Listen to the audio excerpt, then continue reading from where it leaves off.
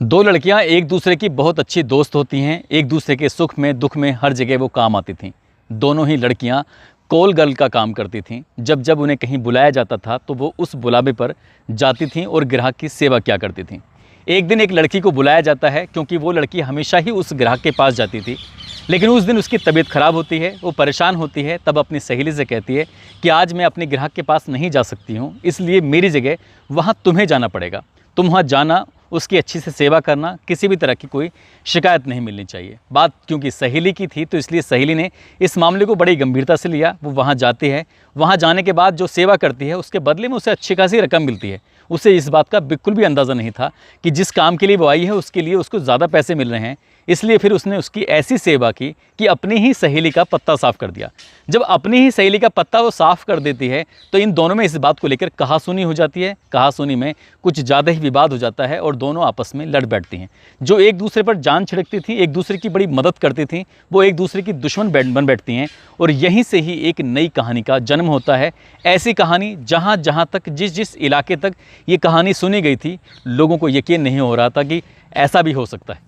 वाकई आज की कहानी बड़ी दिलचस्प है, बड़ी अजीबोगरीब कहानी है। आदाब, नमस्कार, सत श्री अकाल। मैं उस्मान सैफ़ी। आज की जो सच्ची घटना मैं आपको सुनाने जा रहा हूँ, ये सच्ची घटना है उत्तराखंड प्रदेश का एक ज़िला है उधम सिंह नगर, और उधम सिंह नगर ज़िले का ही एक शहर लगता है काशीपुर। दरअसल काशीपुर क्षेत्र का एक थाना है, ITI थाना क्षेत्र। वहाँ का रहने वाला एक व्यक्ति, एक महिला जो कि श्यामपुर की रहने वाली है, उसको व्हाट्सएप पर कॉल करता है। कॉल करने के बाद कहता है कि आज मैडम मस्ती करने का बहुत मन कर रहा है, मैं चाहता हूँ कि आप मेरे पास एक लड़की भेज दो।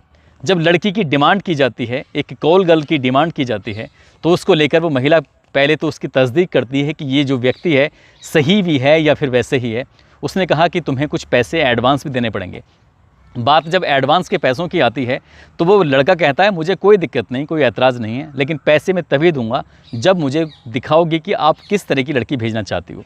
अब बात आती है कि लड़की पार्ट टाइम के लिए यानी कि कुछ घंटों के लिए बुलाई जा रही थी या फिर पूरी रात के लिए बुलाई जा रही थी। तो लड़का कह उठता है कि उसे पूरी रात के लिए लड़की चाहिए और जो आपके पास अच्छे से अच्छी लड़की हो मुझे वो भेजना। जब ये अच्छी से अच्छी लड़की भेजने की बात आती है तब वो कहती है ठीक है, लेकिन इसके लिए चार्ज ज़्यादा लगेगा। चार्ज ज़्यादा वाली बात भी थी। उसने कहा मैं तैयार हूँ। इसके लिए व्हाट्सएप पर उसको कुछ लड़कियों के फ़ोटोग्राफ्स भेजे जाते हैं और उन फ़ोटोग्राफ्स में से कोई भी एक सुंदर लड़की को उसे सेलेक्ट करना था, छांटना था। जिस लड़की पर वो हाथ रखेगा उसी के बाद उसको रकम बताई जाएगी कि इसके कितने रुपए हैं। 15 लड़कियों के फ़ोटोग्राफ्स भेजे गए थे, लेकिन उसने 15 की 15 लड़कियों को रिजेक्ट कर देता है। अब रिजेक्ट करने के बाद वो कहता है कि मुझे और लड़कियाँ चाहिए, इससे भी सुंदर लड़की हो तो उसका फ़ोटोग्राफ्स भेजो, नहीं तो मत भेजो।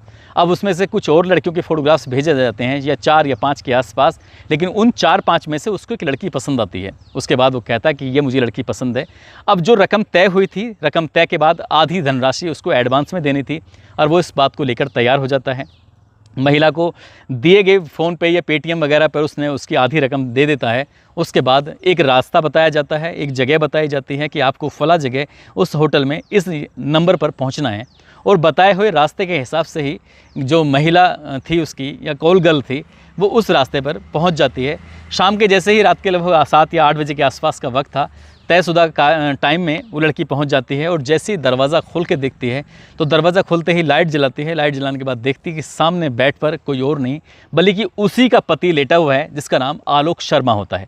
आलोक शर्मा को देखते ही उसकी पत्नी पूजा शर्मा, इस बात को लेकर इनमें काफ़ी विवाद भी हो जाता है, कहासुनी भी हो जाती है। वो कहता है कि तुम यहाँ क्या कर रहे हो, वो कहती है कि तुम यहाँ क्या कर रहे हो। जब एक दूसरे से देखते हैं तो शुरुआत में तो लग रहा था कि शायद ये गलती से इस कमरे में आ गई है, लेकिन लड़के ने लड़की को बुलाया था और लड़की बुलावे पर ही वहाँ पर आई थी, इसलिए ये धोखा नहीं था बल्कि बिल्कुल जो था वो सही था। महिला को समझने में ज़रा सा भी वक्त नहीं लगा। उसे इतना गुस्सा आता है कि वो अपने पति के साथ मारपीट तक उतारू हो जाती है और जैसे ही मारपीट पर उतारू हुई थी तो पति उस पर भारी पड़ जाता है। वो अपनी पत्नी को वहाँ पर पीटना शुरू कर देता है। होटल के अंदर जब इस तरह से अपनी पत्नी को पीट रहा था तो उसकी चीख निकलने लगती है, वो शोर मचाने लगती है। और जैसी चीख और शोर का आवाज़ सुनते हैं तो आसपास जो होटलों में लोग थे या होटल में जो काम करने वाले कर्मचारी थे वो भी दौड़कर मौके पर पहुंचते हैं और देखते हैं कि एक महिला एक पुरुष आपस में झगड़ा कर रहे हैं। लेकिन ये कोई नहीं जानता था कि ये दोनों आपस में एक दूसरे के पति और पत्नी हैं, जबकि सबको ये मालूम था कि ये एक व्यक्ति है, इसने एक कॉल गर्ल को बुलाया था। और जब इनमें मार पिटाई कुछ ज़्यादा होने लगती है तो लोग इसे बड़ी मुश्किल के बाद इनको छुड़ाते हैं। छुड़ाने के बाद होटल से इन्हें बाहर कर देते हैं ताकि झगड़ा इनके बीच में ना हो, क्योंकि जब झगड़ा बढ़ रहा था तब वो अपने घर की पुरानी बातों के बारे में बात कर रहे थे। महिला अपने पति पर ही कई तरह के लांछन लगा रही थी और पति अपनी पत्नी पर कई तरह के लांछन लगा रहा था। वो कह रहा था कि मैंने आज तुम्हें रंगे हाथों पकड़ ही लिया। जब लोग ये बात सुन रहे थे उन्हें लग रहा था कि ये घर का झगड़ा है जो बाहर होटल में आ चुका है।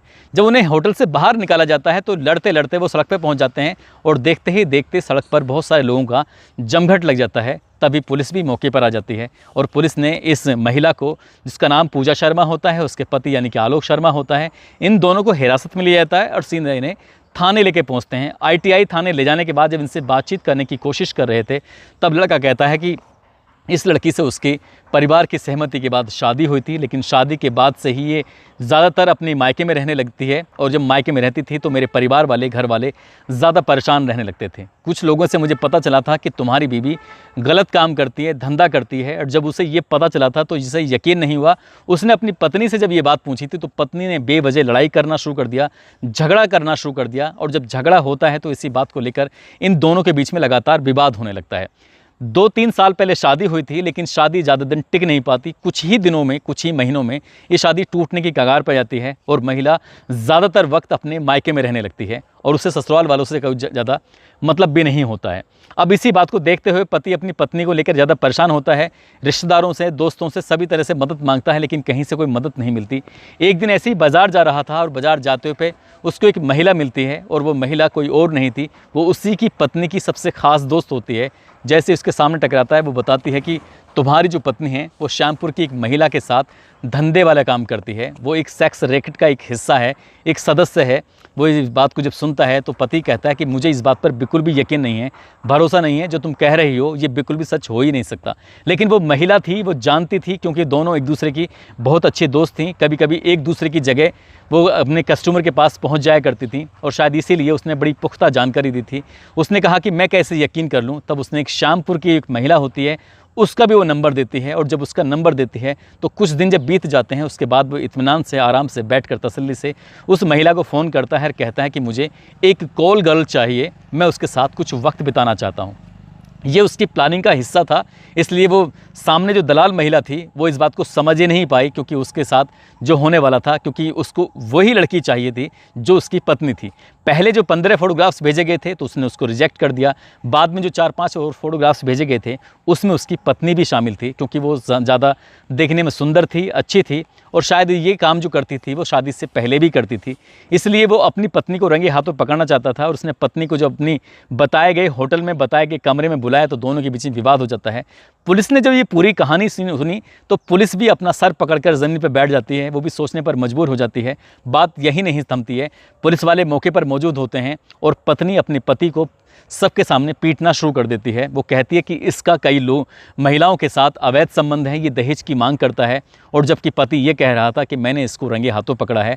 लेकिन श्यामपुर की उस महिला को भी बुलाया जाता है जिस महिला के माध्यम से ये अलग अलग ग्राहकों के पास जाया करती थी। उसके बाद फिर इन दोनों में बीच में समझौता हो जाता है, लेकिन जो महिला सेक्स रैकेट का धंधा चलाया करती थी पुलिस ने उसको गिरफ्तार किया, उस पर संबंधित धाराएँ लगाईं और उसको उसने शायद जेल भी भेजा था। लेकिन जो पति और पत्नी थे वो एक दूसरे से पहले तो ये वहाँ से चले जाते हैं कॉम्प्रोमाइज़ करके, लेकिन कुछ समय के बाद फिर से एक दूसरे के खिलाफ शिकायत वगैरह करना शुरू कर देते हैं। जो इस इलाके के ASP होते हैं राजेश भट्ट, वो भी कहते हैं मीडिया से कि इस पति और पत्नी के बीच में इस तरह का विवाद उन्होंने अपनी ज़िंदगी में पहली बार देखा है। वो समझ नहीं पा रहे थे कि इसमें किसकी गलती है, किसकी नहीं है।